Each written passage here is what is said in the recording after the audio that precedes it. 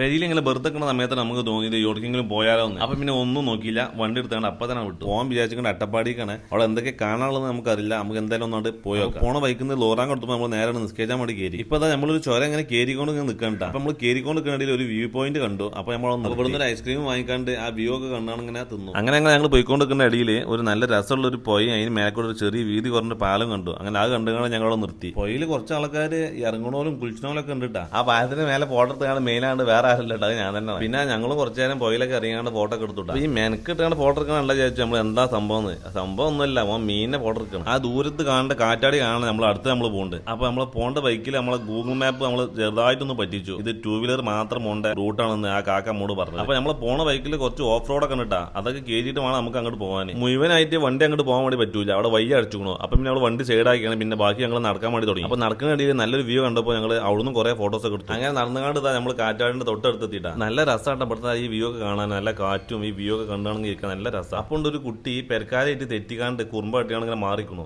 അപ്പൊ ഞാൻ ചെന്നാണ്ട് വേണ്ട എന്ത് പ്രശ്നം ശരിയാക്കി തരാറുണ്ട്. ഞാൻ ഓനെ നേരെ പോലെ പെരക്കാരത്താണ് ആക്കി കൊടുത്തു. അങ്ങനെ നിൽക്കുമ്പോഴാണ് ഫോറസ്റ്റിന്റെ ആൾക്കാർ വന്നത്. 2 ദിവസം മുന്നേ ഇവിടെ പുലിനൊക്കെ കണ്ടീനല്ലോ. അപ്പൊ അതുകൊണ്ട് ഞങ്ങളോട് പെട്ടെന്ന് തന്നെ ഇവിടെ ഇറങ്ങാൻ വേണ്ടി പറഞ്ഞു. പുലി എന്നുള്ളത് പറഞ്ഞത് കേട്ടുള്ളൂ. അപ്പോൾ പെരുമ്മണ്ടല്ലേ. അപ്പൊ ഈ മല ഇറങ്ങിയാണ്ട് അടിയൊക്കെ എത്തിയപ്പോൾ തന്നെ മരിപ്പാങ്ക് കൊടുത്തു. അപ്പൊ നേരെ നമ്മൾ പെരിക്കണം മടങ്ങി.